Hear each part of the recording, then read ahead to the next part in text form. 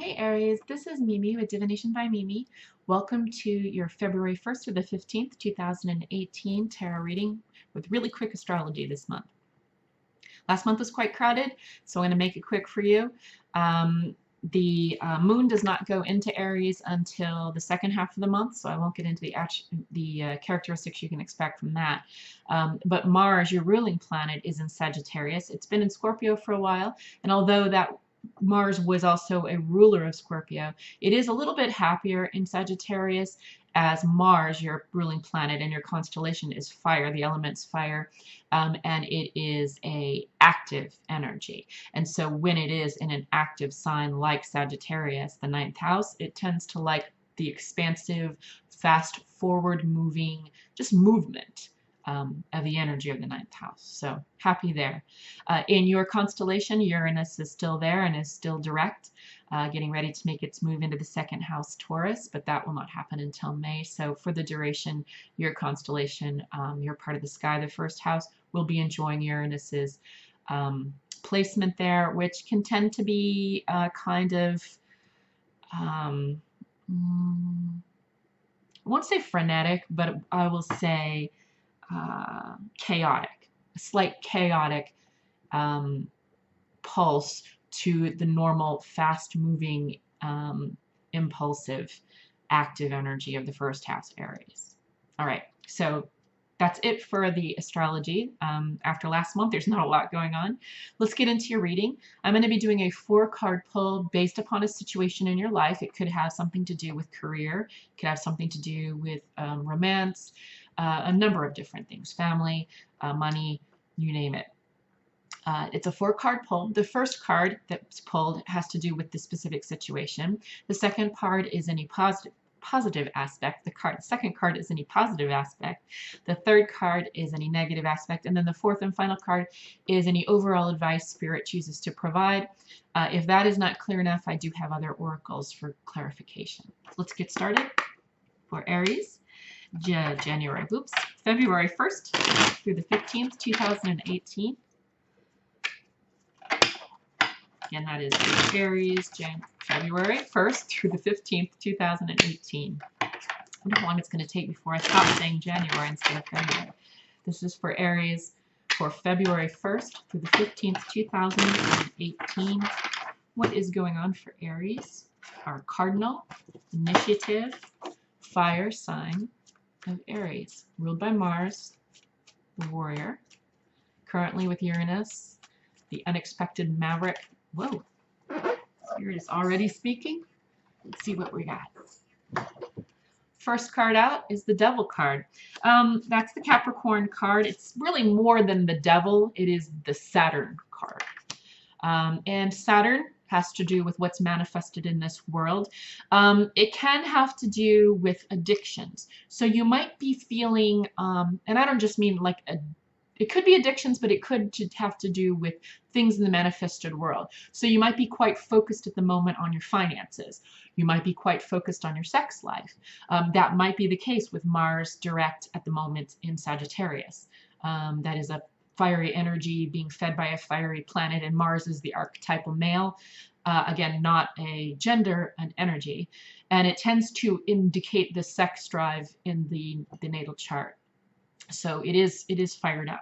And this has to do with, again, all things that have to do with pleasure, pleasure of the manifested world, or work of the manifested world. It could be work that you have your mind on, but this is major arcana. So this is something that's important, a life lesson. The second position is a positive aspect of this, which is the 4 of Swords, which is the Truce card. This is often seen as in the upright position as rest, respite.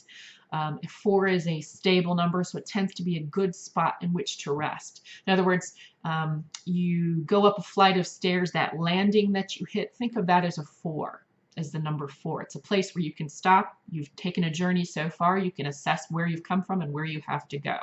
This is Swords energy, which is mental energy. Okay, negative aspect is the 8 of Wands in reverse.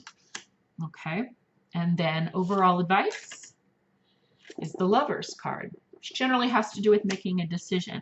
So you've got two major arcana cards here, which is very exciting. This is karmic information, karmic lessons. Not surprising with the eclipse having just literally happened yesterday, and you're probably still feeling that energy.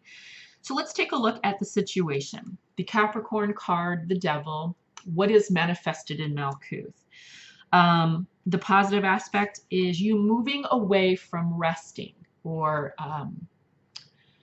you are moving, you are set to move. You're not stuck in a situation any longer. You've decided to take whatever it is that you've manifested here and move, make a move. Now, it could be a physical move. It could also be an action. And I'm kind of getting the indication that it is an action, kind of like making up your mind. It's like you've now decided, okay, I've been sitting in this energy, whatever this is. This could be an addiction.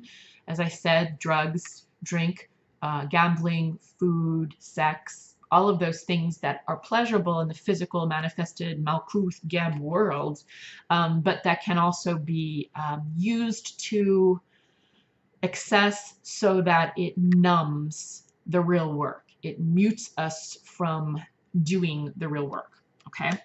Negative aspect of this situation that you're currently in is you're not getting messages from people anymore. So this is the Eight of Wands. This energy is Mercury in Sagittarius. So Mercury is a air sign. It's about thinking, communication, which has a lot to do with these 8 wands. And it's in Sagittarius, which is about movement. It's a fire energy. So the negative aspect of this situation is because you've made a decision here, perhaps away from a lifestyle.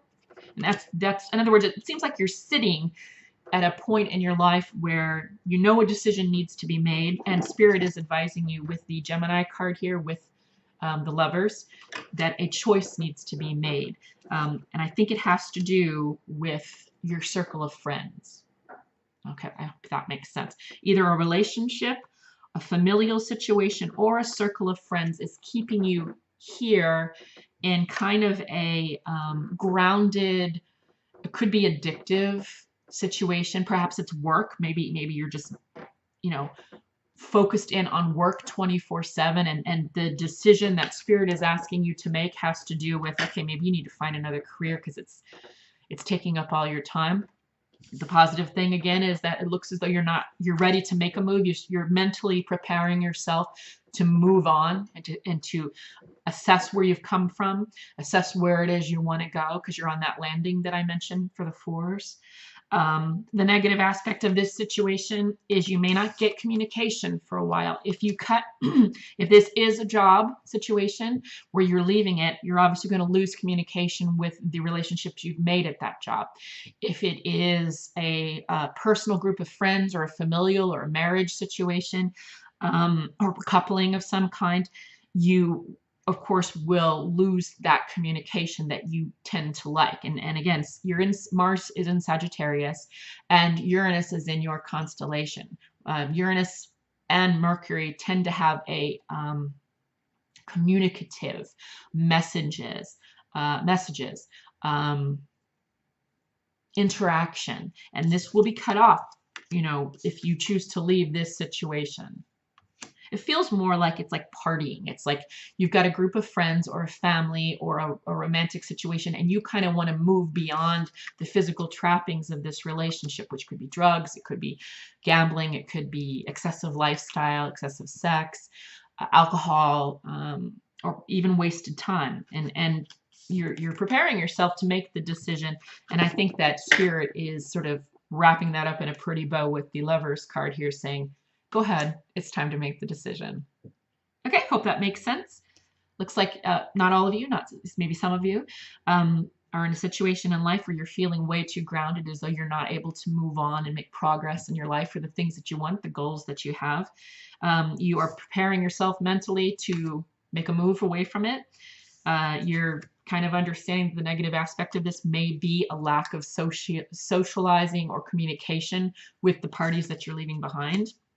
But you are being urged to make this decision. It is actually for your best growth. We've got two major arcana here, both the situation and the spiritual advice, both being major arcana. So this is karmic. It's going to happen whether you handle it yourself, you know, whether you engage yourself in the process or not, it will happen, especially with the eclipse season.